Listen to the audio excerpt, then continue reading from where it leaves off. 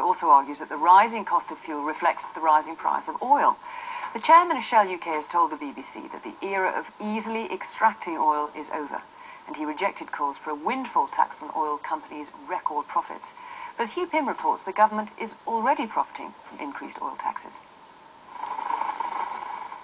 Nearly as big as the Eiffel Tower, this giant oil platform is now en route from Finland to the Gulf of Mexico. It'll be Shell's most ambitious deep-water project to date, drilling oil from the seabed 8,000 feet down. The oil companies want us to know that finding oil to satisfy future demand needs big spending like this. The easy oil and gas around the world has been found, so oil close at hand in relatively shallow reservoirs onshore, most of that has been found. So in the future we're going to be looking into more difficult environments, particularly in the deep offshore.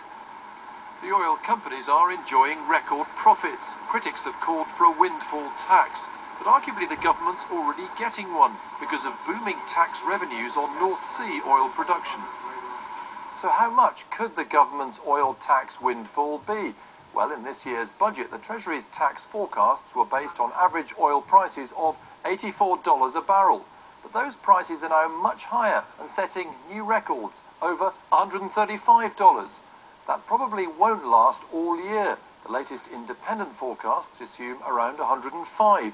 Even that will mean an extra £1.25 billion flowing into the Treasury over the year.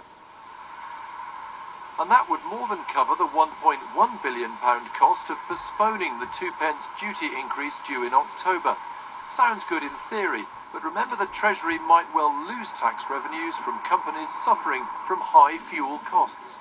While North Sea oil companies may pay more in taxes when there's a higher oil price, other companies, for example British Airways that needs to buy fuel for its aircraft, or companies that have to pay higher prices for haulage to get its goods from one place to another, they may see lower profits.